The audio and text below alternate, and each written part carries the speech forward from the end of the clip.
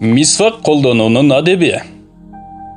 Ислам дини инсандын чың денсаулыкта болуусуна, тиштеринин тазалыгына жана аны мисвак менен тазалап жүрүүсүнө маани берет. Анткени мисвак колдонуу оозду тазалоо жаратуучуну ыраазы кылат. Мисвакты белгилүү убактарда колдонуу талап кылынат. Мисалы, уйкудан уйгонгондо, намазга турганда, үйгө киргенде. Мисвактын шарий өкүмдөрүнүн бири ооздун жагымсыз жытын кетирүү. Пайгамбар саллаллаху алейхи вассалам түнү турган болсо, оозун мисвак менен ышкалоочу эле деп Хузайфа радиаллаху анху айткан. Шурайх ибн Ханиден айтылган хадис боюнча, үйгө кирген убакта дагы мисвак колдонууга каттуу көңүл бурулат. Ал Айша радиаллаху анхадан Пайгамбар саллаллаху алейхи вассалам үйүнө киргенде кайсы иш менен баштайт эле деп сурадым.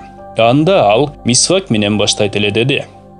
Даарат жана намаздан алдыңда мисвак кылуу абдан талап кылынат. Анткени Пайгамбарыбыздын саллаллаху алейхи вассалам эгер үммөтүмө машакаттуу болбогондо, аларга ар бир намазда мисвак колдонууга буйруйт элем деген хадиси бар.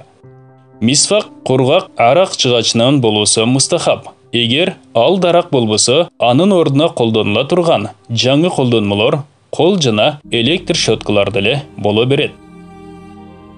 Бул баян Адеп булага талыштагы китептен алынды. Урматтуу мусулман бир туугандар, биздин Ихро медиа каналыбызга катталыңыздар.